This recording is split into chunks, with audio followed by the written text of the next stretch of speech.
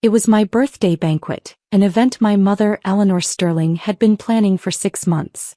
I, Elara Sterling, stood at the center of it all, the heiress in a gown of liquid midnight blue, a masterpiece of French couture that felt more like armor than attire. Yet for all the warmth and adoration surrounding me, a cold, hollow emptiness had taken root in my chest. My family's philanthropy was the stuff of legend, our name synonymous with generous endowments and charitable foundations. But lately, it felt as though heaven had turned a decidedly cold shoulder to me, the sole daughter who had worked to uphold that legacy.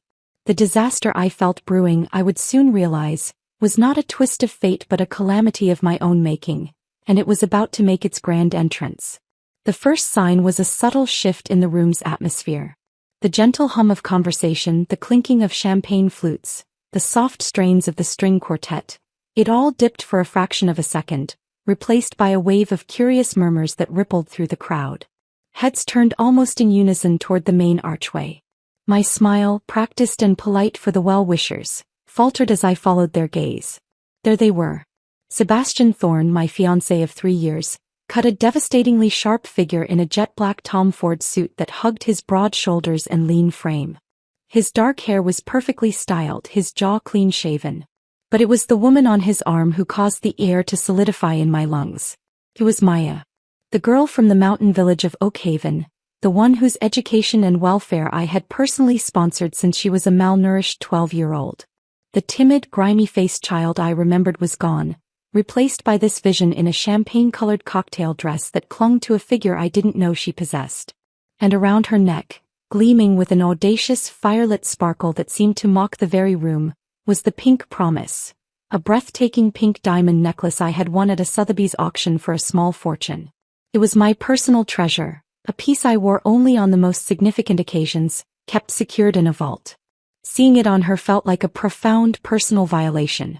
They moved through the crowd not as guests but as conquering royalty. A practiced, coy-like smile, serene yet predatory, lifted Maya's cheeks as she clung to Sebastian's arm, her eyes scanning the room with a possessiveness that turned my stomach. They accepted glasses of champagne from a passing waiter, pausing to exchange pleasantries with my uncle, all while leaving a wake of whispered speculation behind them. And then their path became clear. They were coming straight for me. The crowd seemed to part for them, granting them a direct line to where I stood frozen near the grand piano. Sebastian's eyes, once warm and adoring when they looked at me, now performed a cold, dismissive inventory of my person. His charming smile, the one that had once made my heart flutter, vanished completely, replaced by a mask of stern disapproval. "Elara," he said, his voice a low, accusatory baritone that cut through the music and reached the ears of everyone nearby. The use of my full name was a deliberate act of distancing. "Didn't I explicitly tell you to pick Maya up from the airport? How could you be so heartless as to leave her there alone?" The sheer audacity of the question, the complete rewriting of reality, left me momentarily speechless. I could feel the weight of dozens of eyes upon us. The party's focus now narrowed to this shocking confrontation. I forced my voice to remain cool, devoid of the tremor of rage building inside me. "I arranged for a car and a driver, Sebastian. I texted her the details. She didn't answer her phone." He let out a derisive, cold laugh that held no humor. "So what? What would it have cost you, the guest of honor, to go yourself? To ensure she felt welcome? Typical. You Sterlings are always above the mundane tasks, aren't you? You could never understand the vulnerability, the struggles of a girl like Maya.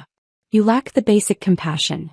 The gall of it, the sanctimonious performance for our audience, ignited a cold fire in my veins. I laughed, a short, sharp, humorless sound that made a few people flinch.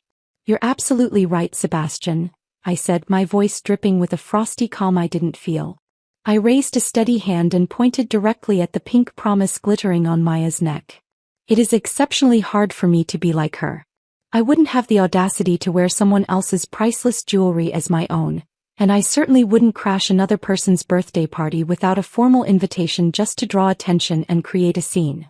Maya's face flushed a perfect, practiced crimson. Her lower lip began to tremble with an Oscar-worthy precision. She shrank behind Sebastian's arm, using his body as a shield, her wide eyes welling with tears as if my words were physical blows. "Here, Elara. I'm so sorry," she whispered, her voice a fragile breaking thing. With trembling, theatrical fingers she fumbled with the clasp. Sebastian helped her, his touch gentle, a stark contrast to the contempt he showed me. She held the necklace out, the diamond dangling like a poisoned teardrop. Sebastian gave this to me. I didn't know it was yours. And he's the one who brought me here. He said it was okay. She took a shaky breath, mastering her performance. Yes, I'm poor. Yes, I grew up on your charity. But I never begged for your help. You gave it willingly. You can't use that now to insult me and make me feel small. In a matter of seconds, with her red-rimmed eyes and that mask of innocent victimhood, she had masterfully flipped the script. I, the betrayed hostess and benefactor, was now the cruel, privileged bully publicly shaming a poor, helpless girl. The crowd's sympathetic murmurs, once directed at my shock, were now firmly on her side. I could feel the trap snap shut around me. A profound, chilling clarity washed over me. I gave another cold, quiet laugh and reached out, snatching the necklace from her outstretched hand. The cold weight of the diamond felt like a seal on my decision. Fine, I said, my voice flat and final. This is what you want. This is the narrative you've chosen. From now on, I won't force my charity on you either. Consider every penny, every book, every opportunity one ever gave you thrown to the dogs. Whether it's college or anything that comes after, you won't get another cent of support from me or my family's foundation. Maya's lips twitched, a tiny, almost imperceptible flicker of triumph in her eyes before she buried it behind a fresh wave of tears. Oh, Ilara, don't worry about that, she said, her voice gaining a new, subtle strength. She looked up at Sebastian with adoring eyes. Sebastian said he'll take full responsibility for me from now on. And with him taking care of me, who needs college? She nestled closer to him. Isn't it better if I just stay by his side and look after him? Her true colors, the vixen's tail, were finally out in the open for all to see. The performance was over. The declaration was made. The battle lines, drawn in the glittering dust of a diamond, were now irrevocably set. The silence that followed my declaration was heavier than any noise. The string quartet had stopped playing. The only sound was the nervous rustle of gowns and the low, excited buzz of gossip. Sebastian's face was a stone mask of contempt, but I saw the faintest flicker of unease in his eyes, the first crack in his arrogant facade. He had not expected me to fight back so publicly, so finally, without another word, he turned, his arm a possessive bar around Maya's shoulders, and they began their retreat. The crowd parted for them once more, but this time the looks were different. A mixture of shock, prurient curiosity, and for those who knew the true dynamics at play, naked contempt for the pair of them. They swaggered out of the ballroom, leaving behind a party suffocated by scandal. I stood my ground, the cold weight of the pink promise clenched in my fist. The diamond's facets bit into my palm. My mother appeared at my side, her face pale but her posture regal. Everyone please enjoy the music and the champagne, she announced, her voice somehow cutting through the tension. A minor misunderstanding, nothing more. Her ability to maintain social decorum in the face of nuclear fallout was legendary. The party's volume slowly crept back up, but the atmosphere was forever changed. The celebration was over. The dissection had begun. I excused myself, walking on legs that felt like lead toward my father's private study. The rich scent of old leather and polished mahogany enveloped me as I closed the door, shutting out the noise. I sank into a large wingback chair, the events of the last 20 minutes replaying in a dizzying, nauseating loop. My mind, seeking sense in the senseless, traveled back 7 years. The memory was vivid, etched in the hazy, dust-choked air of Oak Haven. The Sterling Foundation had been assessing rural schools for a new scholarship program. Among the hopeful, bright-eyed children, one girl had stood out not for her potential, but for her profound wretchedness. Maya. She was a scrawny, hollow-cheeked thing, her clothes ragged, her face and arms streaked with dirt. While the other children watched us with shy curiosity, she had pushed through them and thrown herself at my feet, clutching the hem of my linen trousers with grimy hands. Her sobs were not polite. They were raw, gut-wrenching wails that drew every eye. "Big sis. Please, big sis," she had cried, her voice hoarse. "My parents are dead. There is no one. I'm so hungry. I want something to eat. Please, I want to go to school. I want to learn. I'll do anything."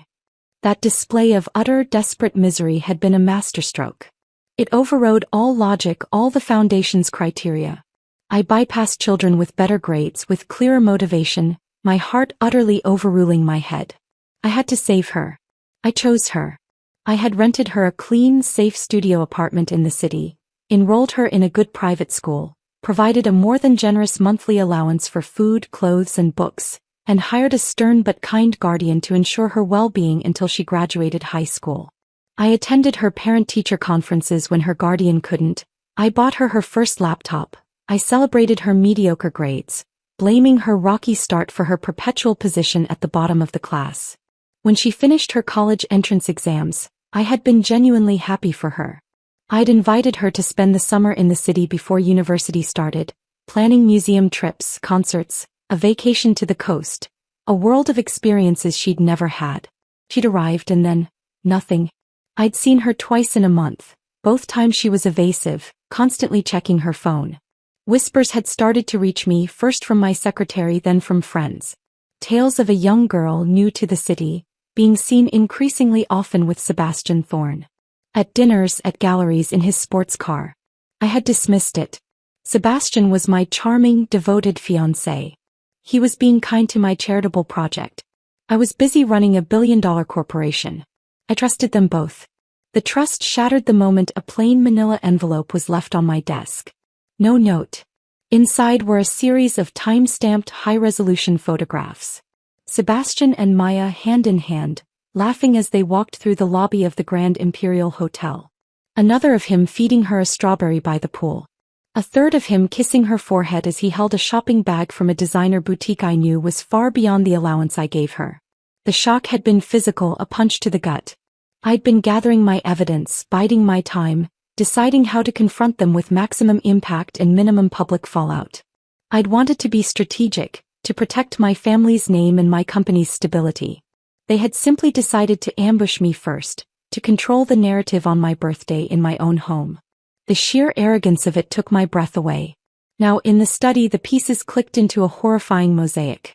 Her poor grades weren't just from a difficult start. She had no interest in academics.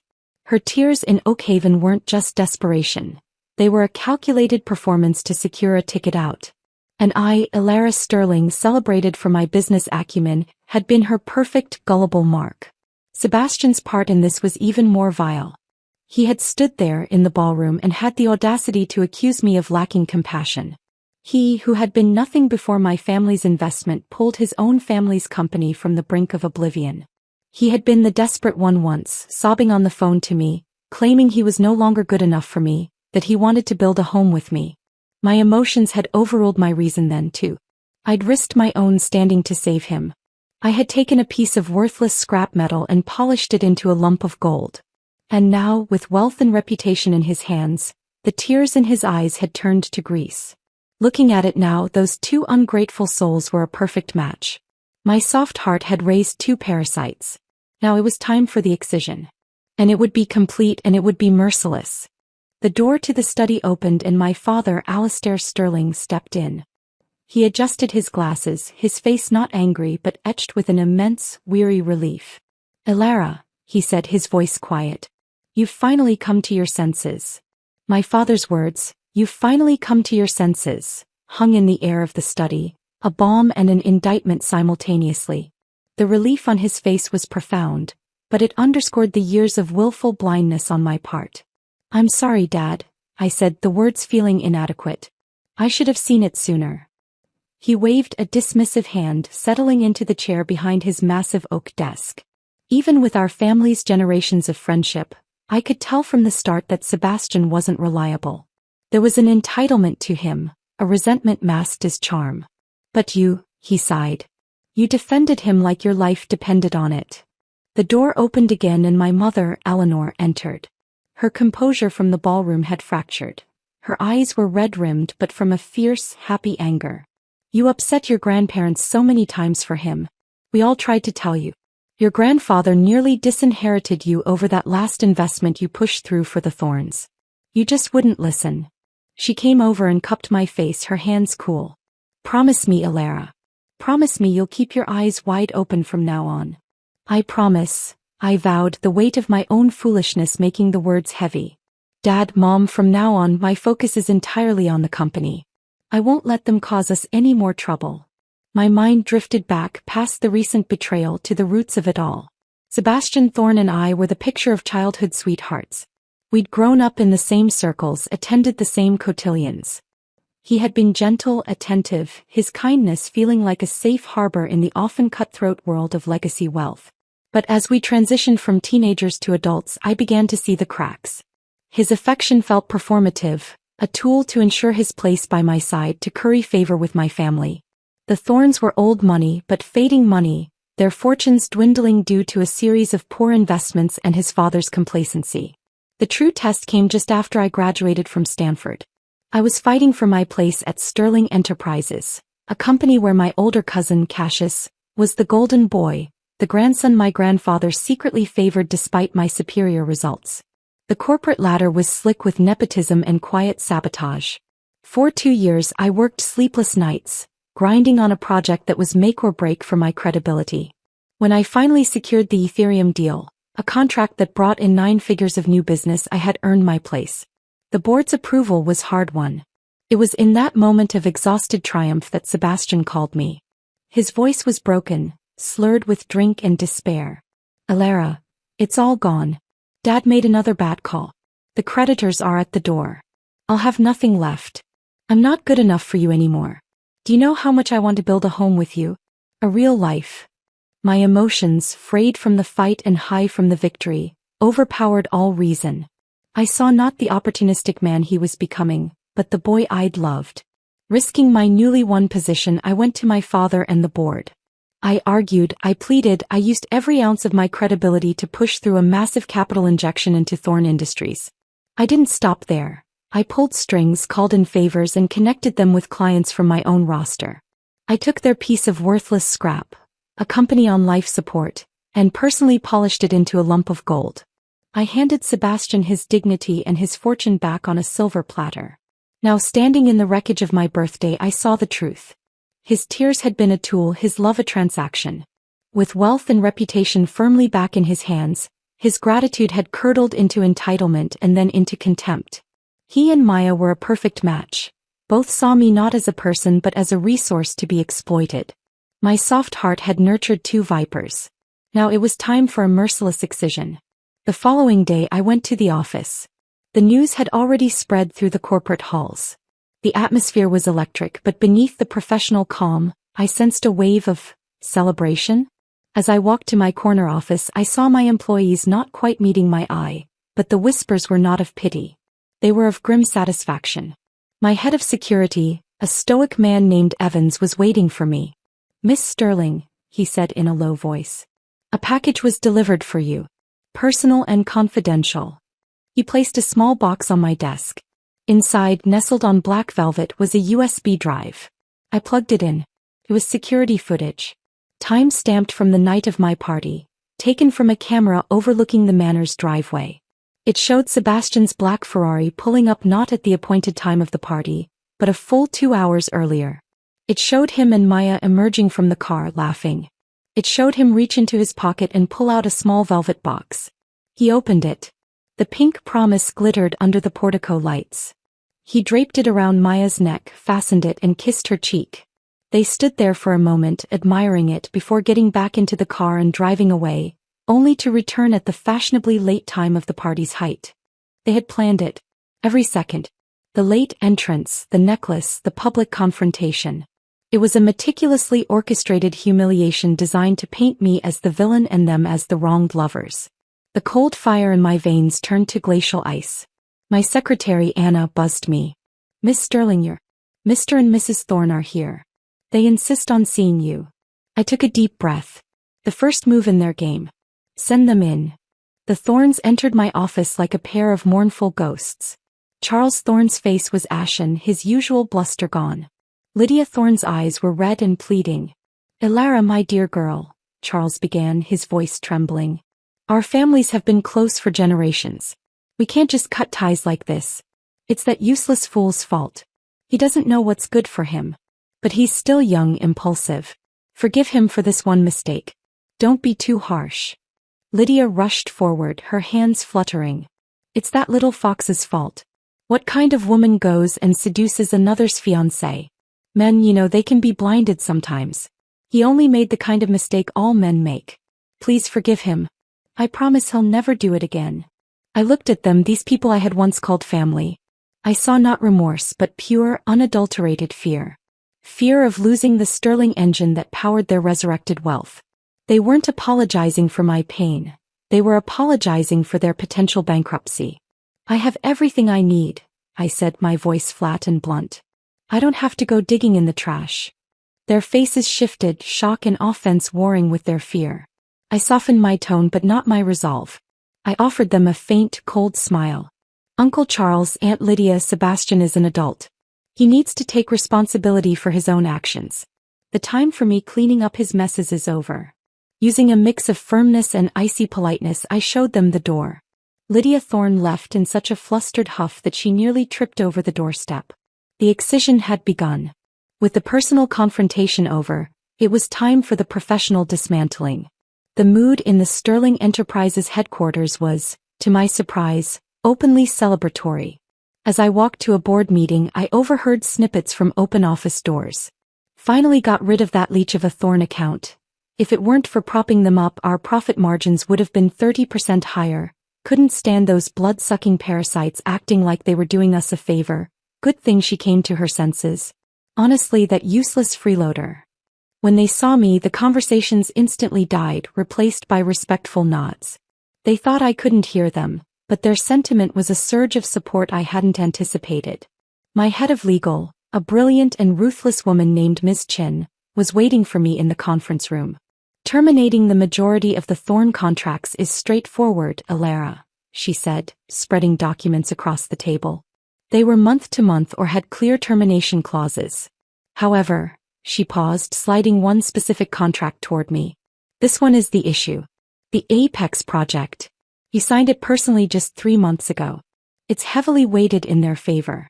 If we initiate termination, the penalty clause is substantial. I picked up the contract. I remembered it. It was pure charity. A project meant to launch a new branch of Thorne Industries, using Sterling's resources, connections, and infrastructure. Our profit margin was almost non-existent. It was essentially a way to funnel business and credibility to Sebastian. I'd signed it after he'd spent a week wooing me, talking about our future, and building empires together. I felt a fresh wave of disgust. How substantial? I asked. 20 million, Ms. Chin said flatly. I didn't hesitate. I picked up my phone and called Sebastian directly. He answered on the second ring, his voice dripping with smug arrogance. He must have assumed I was calling to beg. Alara. To what do I owe the pleasure? Missing me already? The contract for the Apex project we signed a few months ago is void, I said, my voice devoid of all emotion. Now that we've terminated our partnership, please have your lawyer contact Ms. Chin to arrange the cancellation. He burst into laughter, a harsh, ugly sound. Cancel? Sure, princess. Just pay the penalty. It's only 20 million. Don't tell me the mighty Sterlings can't afford it? Consider it the cost of doing business.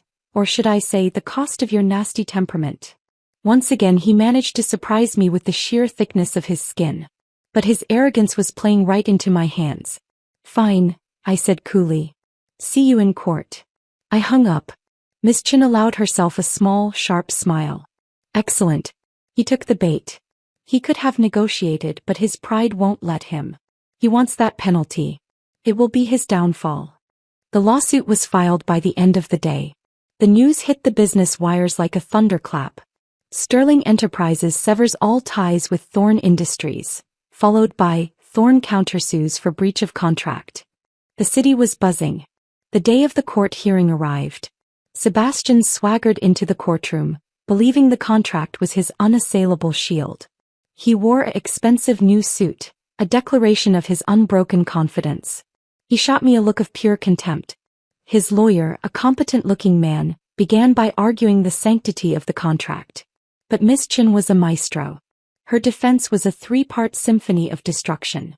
First, she stated, her voice clear and cutting, this contract was signed while Mr. Thorne and my client were in a romantic relationship.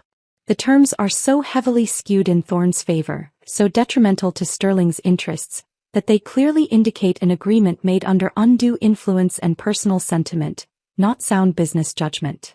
Sebastian's smirk faltered. Second, she continued, the penalty clause itself is exorbitant and punitive, far exceeding any reasonable calculation of damages and well beyond the legal limit. On this basis alone, the clause and arguably the entire contract should be rendered void. Sebastian's lawyer began to look nervous. And third, Ms. Chin delivered the final blow. Despite the contract being signed, Thorn Industries failed to meet its first and most basic obligation, payment of the required $2 million deposit within the stipulated 30-day window. Therefore, the contract never actually took effect. My client is well within her rights to terminate a deal that was never formally initiated. Sebastian exploded. He shot to his feet, his face mottled with rage. Who the hell are you trying to fool? What personal feelings? It's all written in black and white. She's just a sore loser who can't stand that I'm happy. Just pay up already. The judge frowned deeply, hammering his gavel. Mr. Thorne, you will control yourself or I will have you removed. Sebastian's own lawyer shot him a look of pure, unadulterated frustration, as if scolding a hopeless fool. But Sebastian was too far gone in his arrogance to see the trap closing. It was then that I nodded to Ms. Chin. She approached the bench. Your Honor, if I may, there is another matter. A question of the plaintiff's character and their own adherence to the law. She submitted a new set of documents. According to our investigations, Thorn Industries has been engaged in a systematic pattern of tax evasion and several highly questionable, if not outright illegal, business practices. The real party in breach of good faith and indeed the law is them. The evidence was a bombshell. About a year ago, Sebastian's spending had become reckless. A new Lamborghini, a multi-million-dollar penthouse, a constant stream of lavish parties. When I'd questioned him, he'd been proud, excited. It's all thanks to our new business model, Lara. Your group is too old-fashioned. It's long overdue for a shake-up.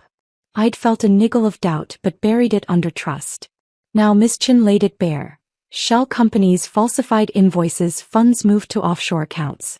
The judge's face grew stormy. He immediately called for a recess. Outside the courtroom, Sebastian's facade finally crumbled. His eyes were bloodshot, his hands clenched into fists. He stalked over to me, ignoring my bodyguards. And, Elara, he snarled, correcting himself in his rage. I knew you had bad intentions. So what? I broke up with you. Does that mean you have to slander me like this? Destroy me? I let out a cold, quiet laugh. You know perfectly well whether this is slander or truth, Sebastian. Once the court subpoenas your financial records, everything will be clear. You didn't build a new business model. You built a house of cards. He lunged forward, his fury overriding all sense. Don't you walk away from me. You're only doing all this because you resent me for being with Maya. No matter what you do, I'll never change my mind and be with a vicious, cold-hearted bitch like you. Maya is kind. She's 100 times better than you. Keep dreaming. Before my bodyguards could intercept him, I acted. I yanked my arm free from his grasping hand and slapped him. Hard. Twice. One stinging blow for each cheek, perfectly symmetrical. The sound echoed in the marbled hallway. Then go find Maya right now, I said, my voice dangerously low. I sincerely hope the two of you are tied together for life. His eyes blazed with a murderous rage as if he wanted to hit me back. But my bodyguards finally closed in, forming an impassable wall between us. In the end, he could only let out a low animal growl and watch, seething as I turned and walked away, the taste of justice sweet on my tongue. The first battle was won. The war was far from over. The ride home from the courthouse was spent in silence, the adrenaline of the confrontation slowly ebbing away, replaced by a cold, steady resolve. The lawsuit was now bigger than a simple contract dispute. It was a federal case. The IRS and the SEC would be knocking on Thorn Industries' door within days. Sebastian's arrogance had not only cost him the case but had potentially opened him up to criminal charges. The excision was proving to be thorough. As my car approached the gates of my exclusive gated community, I saw a familiar, unwelcome figure. Maya was perched on the edge of a manicured flower bed, looking small and forlorn. When my car drew near, she sprang into action, darting into the middle of the road and forcing my driver to slam on the brakes. I rolled down the tinted window. Get out of the road, Maya. Her face was a mess of conflicting emotions. The faint outline of a slap mark was visible on her cheek, courtesy of Sebastian, no doubt, after the disaster in court. Her tear stains weren't yet dry, but her eyes held a sharp, burning hatred as she glared at me. Ilara, she spat, her voice losing all its previous fragility. Why are you doing this to me? Do you think that by going to complain to Sebastian's parents, by making them dislike me, I won't be able to marry into the Thorn family? You'd better give up that idea. As long as Sebastian loves me, I'll definitely become his wife. I looked at her with the detached curiosity of a zoologist observing a particularly cunning animal. I'd be more than happy for you two to stay together for the rest of your lives. If his parents don't approve of you, what does that have to do with me? Am I his mother? I let a slow, cold smile touch my lips. I know you're in a rush to climb, but take it easy. If you can't be the wife, you can always settle for being the mistress. You're already experienced in that role, aren't you? She pointed a shaking finger at me. Don't think that just because you have money you can have everything. Sebastian and I truly love each other. Nothing can separate us. No real man would ever want a woman like you who only knows how to make money. You're cold and empty. I gave her a slow, dismissive once-over, from her cheap knockoff shoes to the desperate glint in her eyes. As long as you and your scumbag boyfriend are happy, that's all that matters. Keep it up. Don't let other people's slaps get you down. My tone hardened. But you know, a little girl barely 18 or 19, dreaming of leaping straight into high society, shouldn't assume all rich families are fools. That kind of thinking is dangerous. Still, I wish you success. She bared her teeth in a snarl. You're just a sore loser who can't get what she wants. I'd had enough. I signaled my driver. Step on it. The car lurched forward, accelerating straight toward her. Her bravado vanished. She let out a shriek and dove to the side, landing in a heap on the manicured grass. In my rearview mirror, I saw her scramble to her feet, stomping in impotent rage as the gates of my community closed behind me. One parasite dealt with for now. The next few days were a whirlwind of activity. I poured every ounce of my energy into Sterling Enterprises, systematically cleaning up the mess Sebastian had left behind. I reviewed every project he'd been tangentially involved in, every client he'd interacted with. It was cathartic, replacing the emotional chaos with spreadsheets and strategy. My grandfather, Arthur Sterling, the patriarch and still the majority shareholder, made a surprise visit to my office. He stood in the doorway for a moment, watching me work, a rare look of approval on his stern face. Girl, he said, his voice gruff. Thank goodness you found your way back. He walked in, leaning heavily on his cane. These past few days you've done well. The board is impressed. We can rest easy now, knowing the company is in capable hands after all. Those simple words, so casually delivered, nearly brought tears to my eyes. Ever since I was a child, I'd known I was fighting an uphill battle. My grandfather loved me, but he doted on my cousin Cassius. Cassius was the grandson, the one to carry on the family name. Throughout our childhood, he'd let me take the blame for his countless misdeeds, and out of a twisted sense of family loyalty, I'd rarely argued. For years, my grandparents pinned all their hopes on him, despite his laziness and entitlement. It was only when I worked myself to the bone, earned admission to Stanford on my own merits, and then fought for every scrap of respect at Sterling Enterprises that they began to look at me differently. But then for Sebastian's sake, I'd lost my focus. I'd gotten dragged into his swamp. I hadn't caused the company any catastrophic losses, but I had nothing impressive to show either. A week ago, I'd heard a rumor that if my grandfather lost faith in me, he'd strip me of my authority and hand it all to Cassius. But now he was reassured. And so was I. Thank you for your trust, Grandpa, I said, my voice thick with emotion. I'll keep working hard. I won't let you down again. That evening, I was working late, long after almost everyone had left. The office was quiet, a sanctuary of productivity. The door opened without a knock and Cassius strolled in. He was wearing an ostentatious designer suit, a smug, condescending smile plastered on his face. Well, little cousin, he drawled, flopping into the chair opposite my desk. You've grown up. Got some tricks up your sleeve now. So, tell me, what did Grandpa say to you this morning? Did you butter him up for more shares? You're such a tiny thing. How can you be so greedy? I didn't look up from my monitor. You're so suspicious, Cassius. I actually know a good psychologist you could see. Specializes in paranoia and delusions of grandeur. After the mess with Sebastian and Maya, I'd learned two fundamental truths. Never let pity cloud your judgment, and enduring humiliation doesn't make people grateful. It only makes them think you're easy to bully. He froze for a second, then exploded out of the chair. You little brat. Watch your mouth. I'll tell you this. One day, all of the sterling fortune will be mine. A woman like you shouldn't even dream about it. Treat me better now, and when I inherit everything, maybe I'll throw you a scrap. But piss me off and I'll throw your whole family out on the street. This was exactly why, even though I was born into wealth, I worked myself to the bone. My own cousin dreamed day and night of disinheriting my parents and me. I gave a cold, mirthless laugh.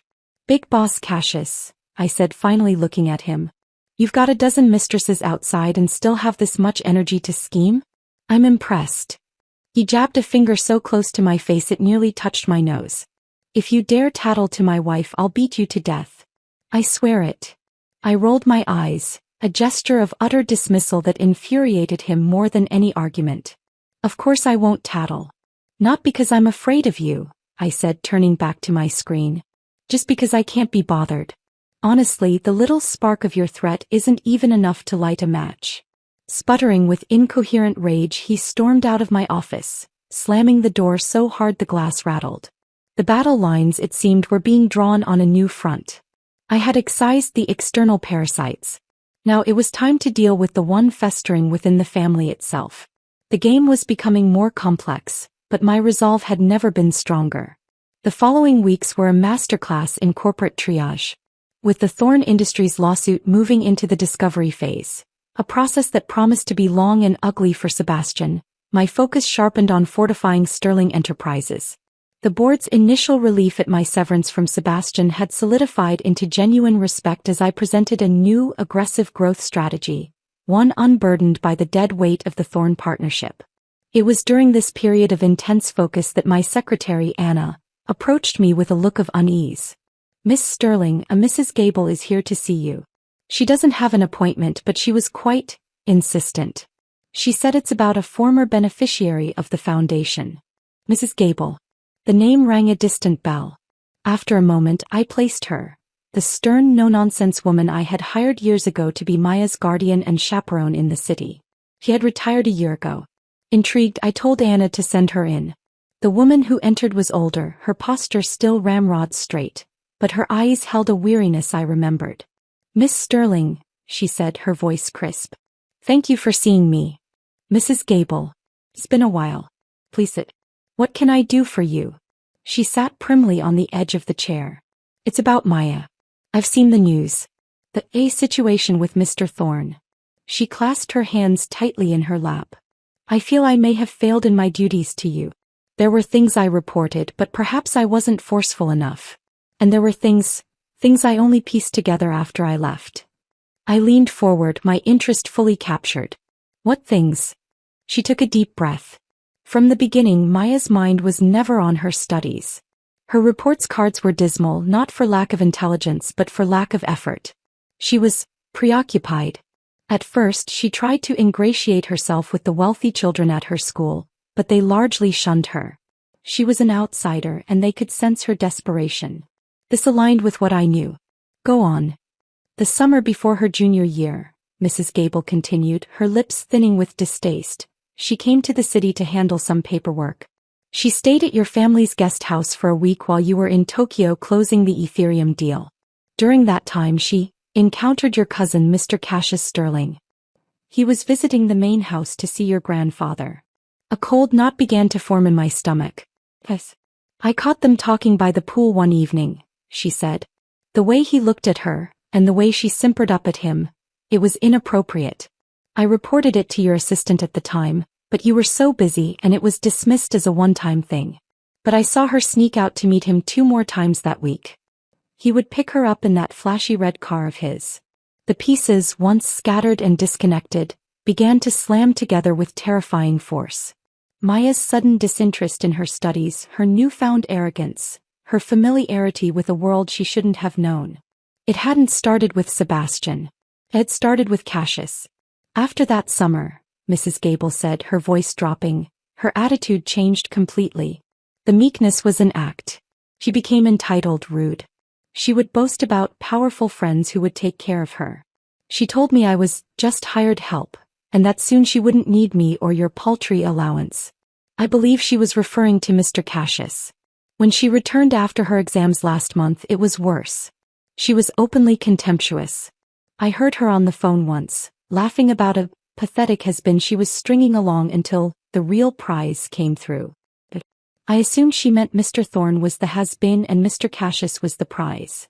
The revelation was staggering.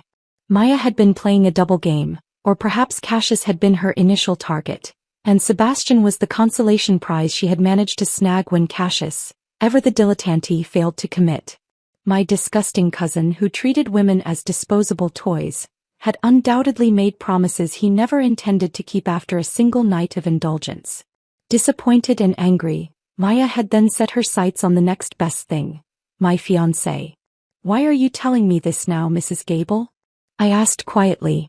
"Because I was loyal to you, Miss Sterling," she said, her gaze steady. "You gave me a job when I needed one and you treated me with respect. I failed to protect your interests then.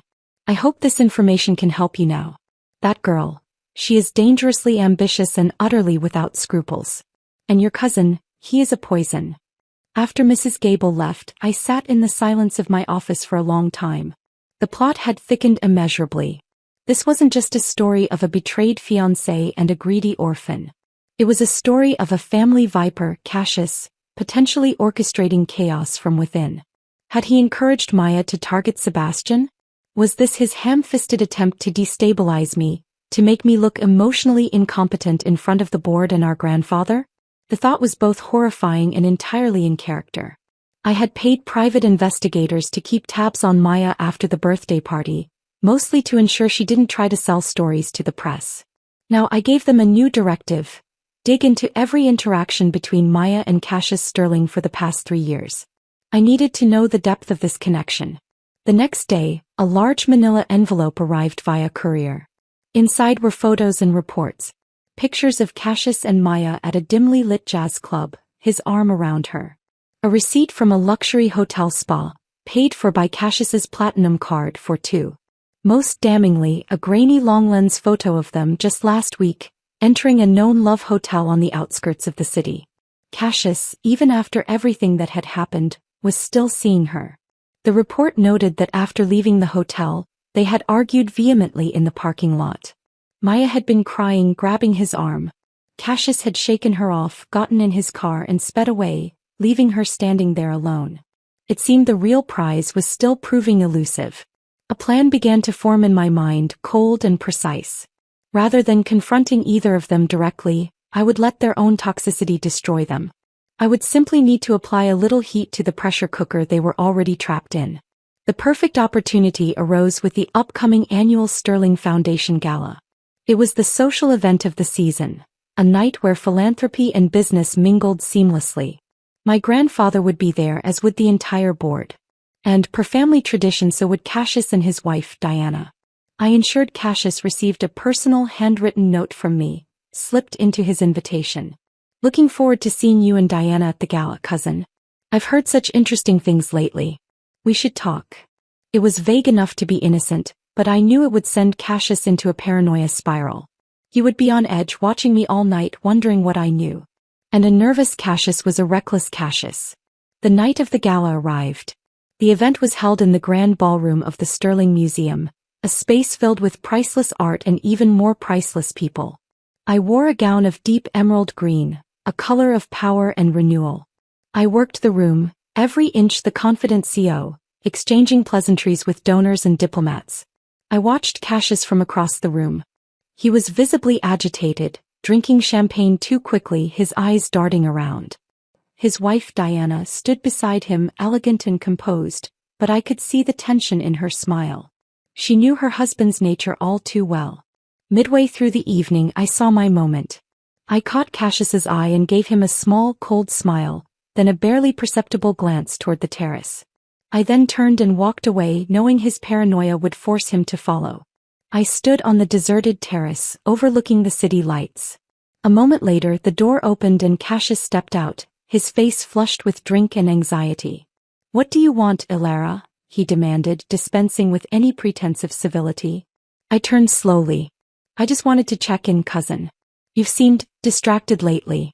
Trouble in paradise." "Spare me your fake concern," he snarled. "What was that note about? What have you heard?"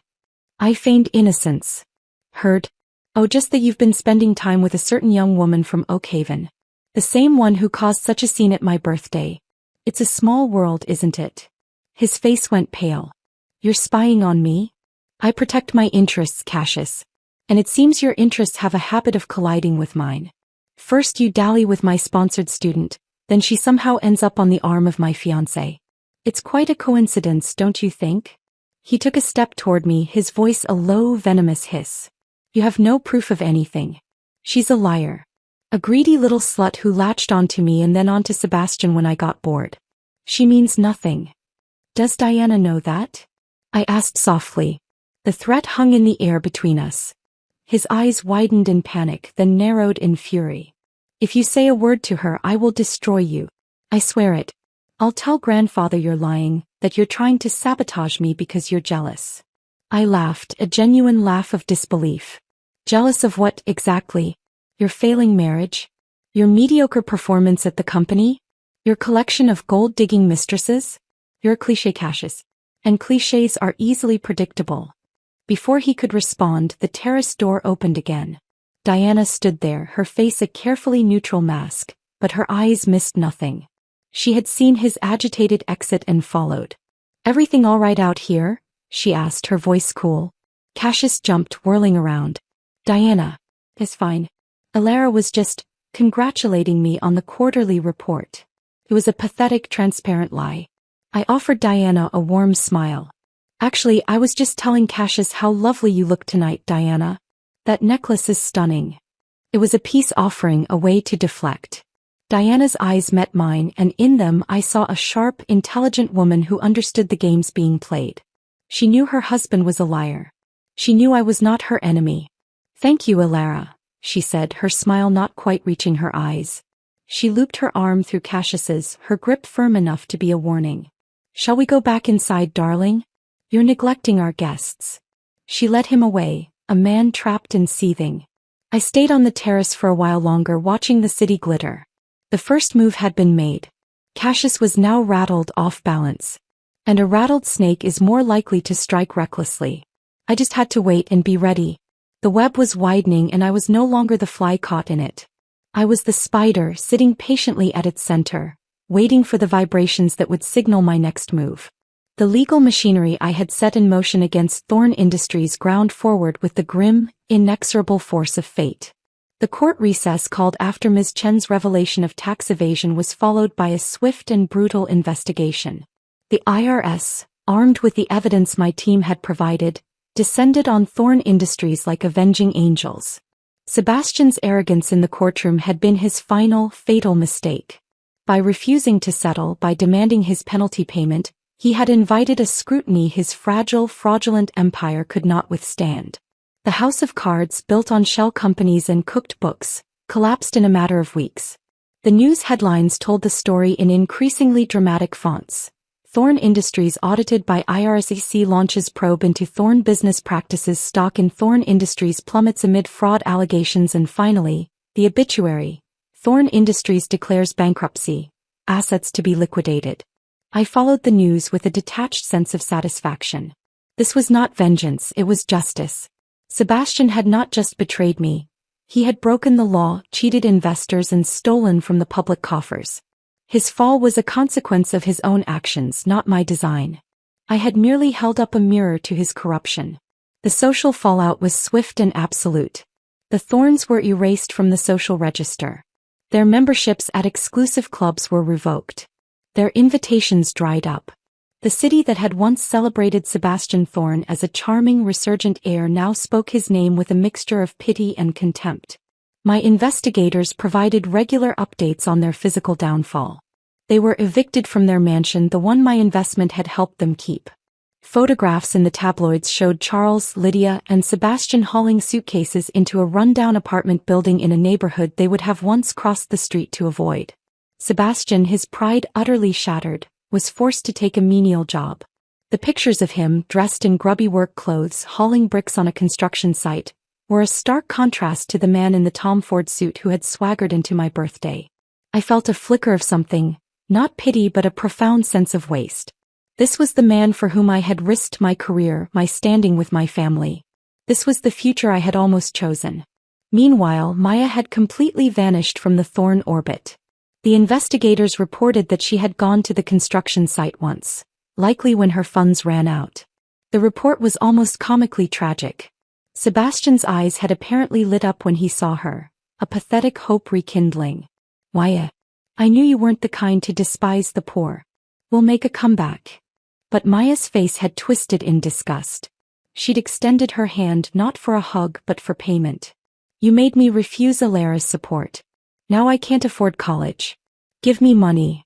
The argument that followed was ugly and short. Sebastian, enraged by her audacity and his own desperation, had punched her in the head. Get the hell out of here. You ruined me. The site foreman had called the police. Sebastian was arrested for assault and spent 10 days in jail. When he got out, the construction site, wanting no more drama, refused to take him back. The final report on the Thorns was a bleak one.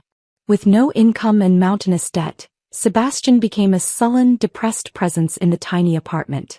Charles and Lydia, broken by the shame and the stress, turned on the son they had once spoiled rotten. The investigators had a contact in the building who reported hearing their fights through the thin walls. Of all the people you could have messed with, you had to mess with Alara Sterling. Lydia was heard shrieking one night. She fed you, clothed you, saved this family. Hell, even a dog wouldn't bite its owner. You're just ungrateful. With a son like you, what kind of sin have we committed in a past life? Charles had yelled back, his voice thick with despair. The physical and emotional strain was too much for them. Charles Thorne suffered a massive stroke one evening and died in the cramped apartment before the ambulance could arrive.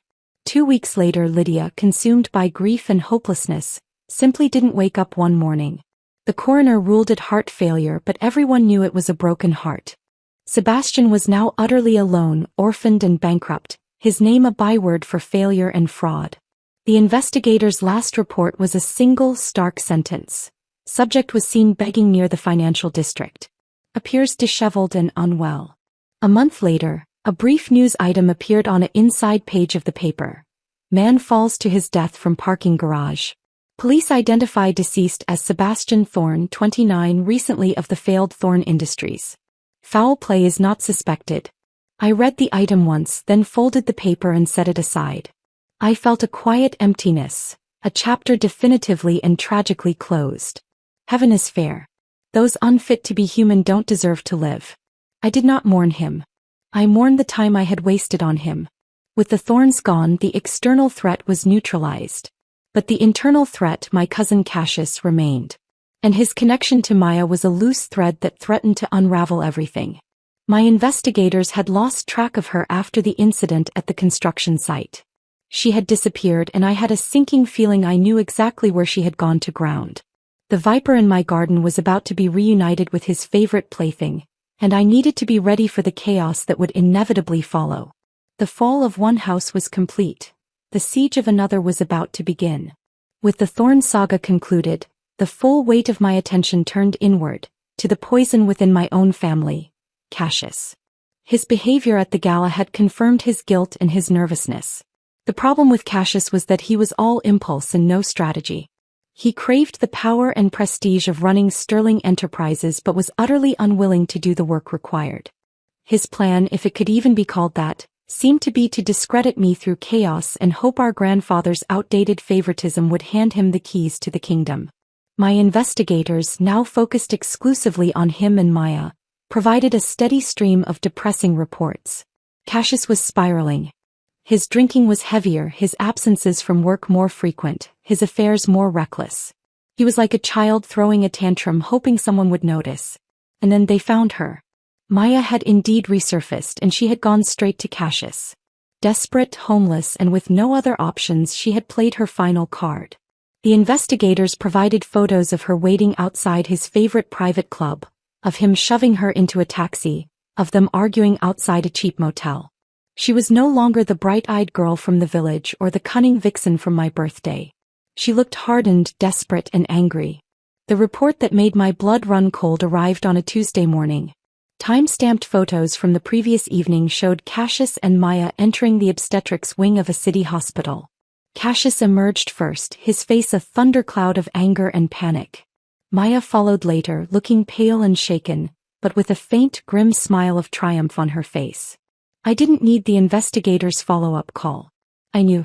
I had a former classmate, Dr. Evans, who was a senior OB-GYN at that hospital. A discreet call confirmed it. Patient confidentiality, Alara, you know I can't say much, he said, his voice cautious. But, let's just say if a certain young woman you might have an interest in is indeed pregnant, the father would have significant reasons to be concerned, given his marital status. It was all the confirmation I needed. Maya, in her ultimate act of calculated ambition, was pregnant. And she was using it as a leash to try and tie down Cassius. This changed everything. A child, even an illegitimate one, complicated the inheritance picture immensely in my grandfather's old-fashioned eyes. It could be used as a tool to garner sympathy, to pressure Cassius into divorcing Diana, to create a permanent claim on the Sterling fortune. I couldn't let that happen. Cassius was incompetent, but a child under the influence of a woman like Maya was a threat that could linger for generations. I didn't confront them. I didn't need to. I knew exactly who would be most motivated to act. Diana. I anonymously sent an encrypted multimedia message to Diana, who was, according to my sources, visiting her family in Switzerland. The message contained the clearest photos from the hospital, the motel, and the time-stamped report from the investigator. I added a simple, venomous note. Sorry, Diana. Cassius says when my child is born he'll bring us home and throw you, the old hag, out. He says your son won't be his heir for long. I knew the Gu family, Diana's family. Their wealth was older and more ruthless than ours. Their roots were in mining and industry, and they were known for their ferocity in protecting their own. Diana was not a woman to be crossed. The response was faster and more violent than I had anticipated. Diana did not call me. She did not ask for explanations. She boarded her family's private jet and returned to the city that same day. The investigators tracked her car from the airport straight to the Sterling estate, where Cassius was reportedly nursing a hangover. What happened next was not a quiet discussion. It was a war. From the gardener's account to the police report later filed, a picture emerged. Diana had stormed into the house, bypassing the startled staff. She found Cassius sprawled in the library. He didn't yell. She simply grabbed a heavy crystal decanter and threw it at his head. It missed, shattering against the mantelpiece. That got his attention. The argument that followed was heard throughout the wing. You shameless bastard. Diana's voice, usually so cultured, was a shriek of pure rage. It's bad enough you cheat, but you have to get creative with it too, huh? Is 3 minutes not exciting enough for you? And now you dare let some back-alley slut get pregnant? Planning to raise an illegitimate brat to fight my son for his inheritance. Cassius, sobering up rapidly, responded not with apology but with aggression. He slapped her, a hard crack that echoed. Don't push me too far, Diana. If your powerful family hadn't shoved you at me, you think I'd have ever wanted you? Stop overstepping. Get the hell out of my house. The physical fight that ensued was brutal. They were pulling each other's hair, scratching, screaming. Their young son was crying hysterically in the hallway. My parents and my uncle and aunt, Cassius's parents, rushed in and finally managed to pull them apart. Diana's face was bruised and swelling. She was breathing in ragged sobs, her designer dress torn. She pointed a shaking finger at Cassius, then at his horrified parents. I'll never let you get away with this, she spat, her voice trembling with a fury so deep it was cold. Never. She grabbed her terrified son and left. The silence she left behind was broken by my grandfather, who had witnessed the entire scene from his study doorway. His face was gray with shock and fury. He walked up to Cassius, who was still panting with anger, and without a word he slapped him across the face with a force that staggered him. Get in front of the ancestral tablets and kneel, grandfather commanded, his voice shaking with rage. But Cassius, humiliated and enraged, finally snapped. All his years of resentment boiled over. "Why the hell should I kneel to you, old man?" he screamed, spittle flying from his lips. "You're practically in the grave already, and you still plan to give your assets to that little brat, ordering me around like I'm nothing. What the hell do you think you are?" The insult, the sheer venom directed at the patriarch was too much. My grandfather's eyes widened. He clutched at his chest, a strangled gasp escaping his lips. He stumbled backward, collapsing into my father's arms. "Call an ambulance," my father yelled, his voice raw with panic. The house descended into chaos. My grandfather was rushed to the hospital, suffering from a severe heart attack. The viper's nest had well and truly been kicked over, and the venom was now threatening to kill the head of the family itself. The game had escalated beyond business and betrayal into a fight for survival. And I was right in the middle of it. The hours following my grandfather's collapse were a blur of sterile hallways, hushed voices, and the pervasive smell of antiseptic. The waiting room of the city's best private cardiac unit was packed with Sterlings, our collective anxiety a palpable force. My uncle and aunt, Cassius's parents, sat huddled together, their faces masks of shock and fear, shot through with flashes of anger directed at their son. Cassius himself was conspicuously absent, having been forcibly removed from the hospital by my father's security team after he tried to barge into the ICU. My father, Alistair, was a rock, speaking in low, measured tones with the team of specialists. My mother held my hand, her grip tight. The unspoken truth hung heavily in the air. Arthur Sterling was not just our patriarch. He was the linchpin of the entire Sterling empire. His death, or even his incapacitation, would trigger a war of succession that would make the recent scandals look like a minor skirmish. After what felt like an eternity, the lead cardiologist emerged. His expression was grave but not hopeless. "He's stabilized," he said, and a collective sigh of relief washed through the room. "The next 48 hours are critical. He's weak and the stress was immense.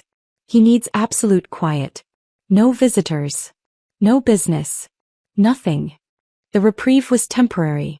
We all knew the question that had to be asked. My father voiced it. "And his mental capacity? Is he lucid?" The doctor nodded slowly. Before he was sedated. He was very clear about one thing. He asked for Alara. All eyes turned to me. My aunt's face tightened. My uncle looked away.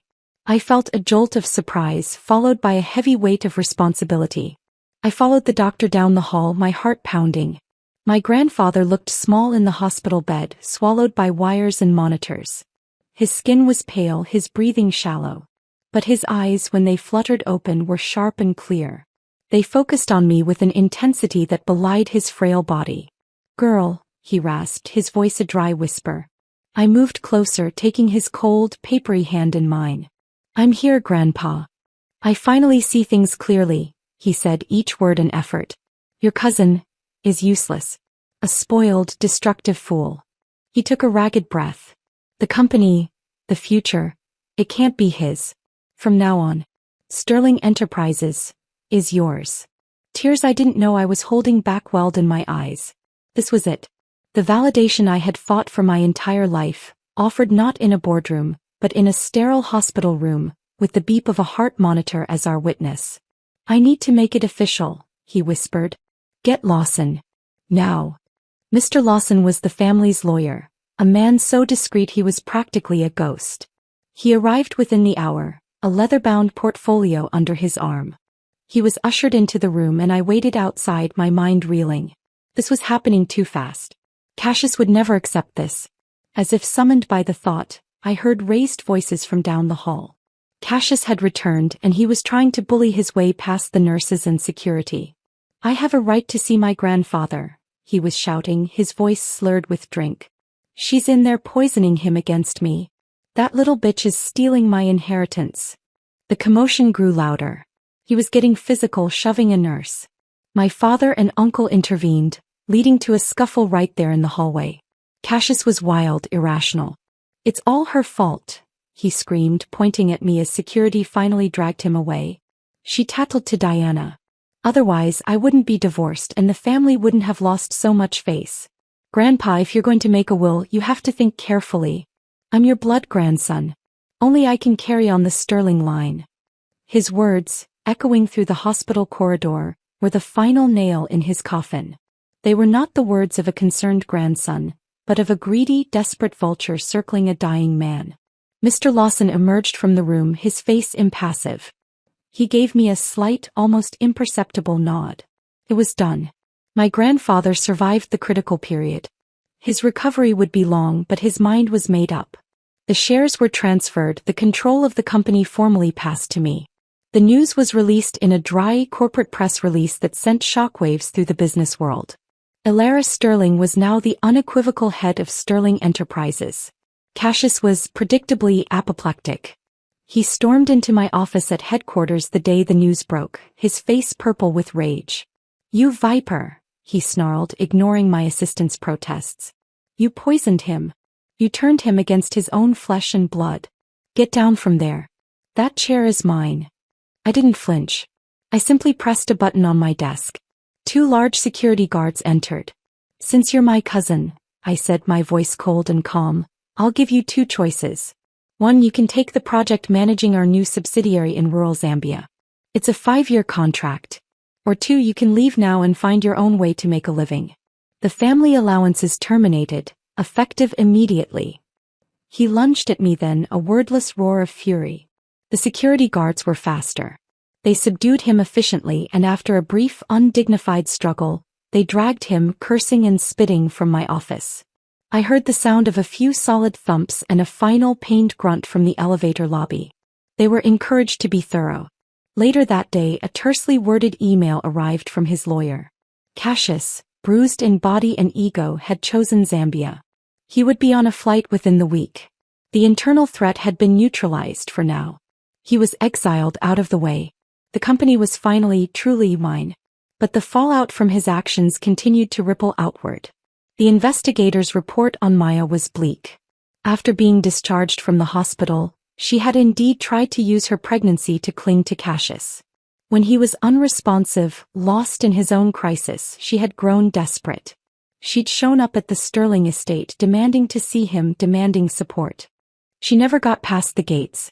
But someone else was waiting for her. Diana's family, the Goos, had not been idle. They believed Cassius's infidelity and the resulting scandal had humiliated their daughter and jeopardized their grandson's inheritance. They held everyone involved responsible, especially the back-alley slut, who had dared to try and breed an heir. The report was clinical, but the details were brutal.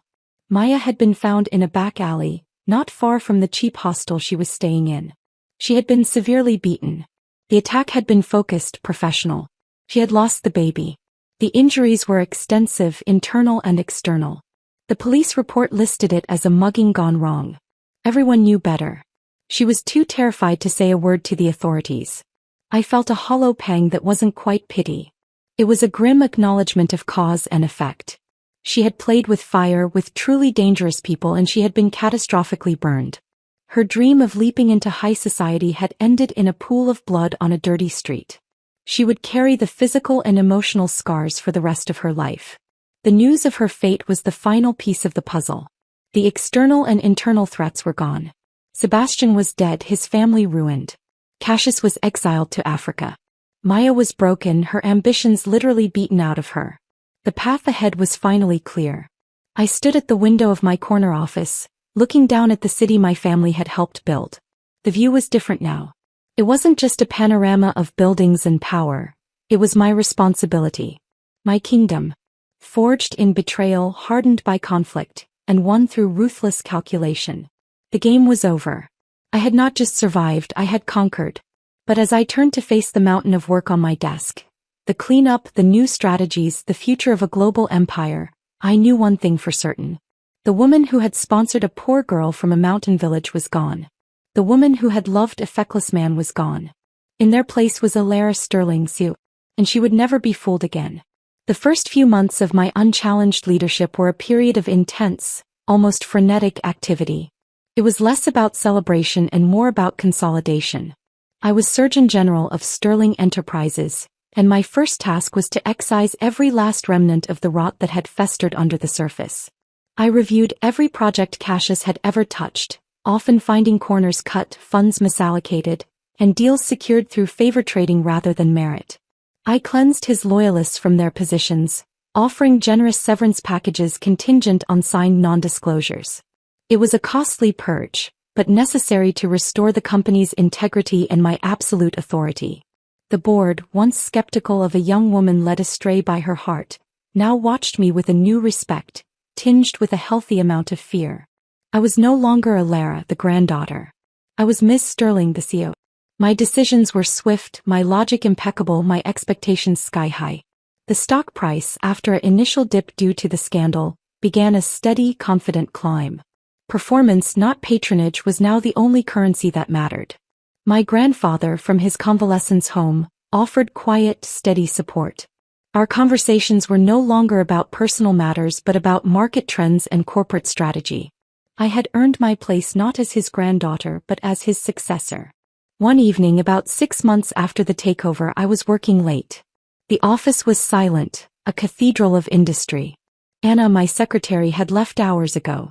The only light came from my desk lamp and the glittering skyline beyond the glass walls. A soft knock on the doorframe startled me. "Who's my father?" "Burning the midnight oil?" he asked, a gentle smile on his face. "Just cleaning up the last of Cassius's mess," I said, gesturing to a stack of files. The man was a one-man disaster zone. He came in and sat down, looking around the office with a thoughtful expression. "It suits you," he said simply. "The chaos, it's finally over. Your mother and we sleep easier at night." "I should have listened to you sooner," I admitted, the words easier to say now. "You needed to learn your own lessons," he said. "And you learned them the hard way. But you learned them well." He paused. "I heard about the girl. Maya." I nodded, my face neutral. "Yes. A tragic end," he said, though his tone held no real sorrow. "But a predictable one.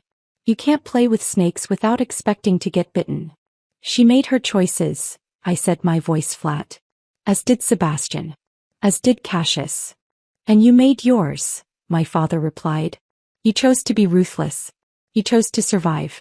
You chose to lead." He stood up and walked to the door. "Don't ever apologize for that, Alara. This world, it doesn't reward soft hearts. It rewards strong wills." After he left, I thought about his words. Ruthless. Survival. They were true. The naive philanthropist was gone. The woman who ruled from this office had been forged in the fire of betrayal and hardened in the ice of calculated response. A final report from my investigators lay on my desk. It was the last update I had requested. Sebastian's parents were buried in a modest cemetery. Cassius was miserable in Zambia, complaining constantly about the heat and the lack of luxury, his work performance as mediocre as ever. Maya had been released from the hospital. She couldn't return to her village. The shame was too great and she had burned that bridge long ago. She was too lazy for legitimate work, too broken for her old games. The report contained a single grainy photo. She was standing under a flickering neon sign outside a seedy massage parlor in a part of the city the glittering skyline didn't touch. She wore too much makeup, a cheap, revealing outfit, and was forcing a smile as she flirted with a fat, greasy man in a cheap suit. The investigator's note was succinct. Subject appears to have entered the sex trade. Seems to be struggling with addiction. Prognosis: poor. I felt nothing. No schadenfreude, no pity. She was a footnote in my history, a lesson learned. I closed the file and dropped it into the shredder beside my desk. The whirring blades made quick, efficient work of it. I looked out at the city again. My city. My company. My future. I had started with a heart full of pity and a head full of romantic notions. I had ended with a heart of steel and a mind sharpened by betrayal. Heaven hadn't favored me, I had favored myself. I had brought disaster upon myself by being blind, but I had also engineered my own salvation through clarity. The game was indeed over. I had not just won, I had rewritten the rules. I was Alara Sterling. And my reign had only just begun. I turned off the desk lamp, leaving the city lights to illuminate my office, and walked out, ready for whatever came next. The end.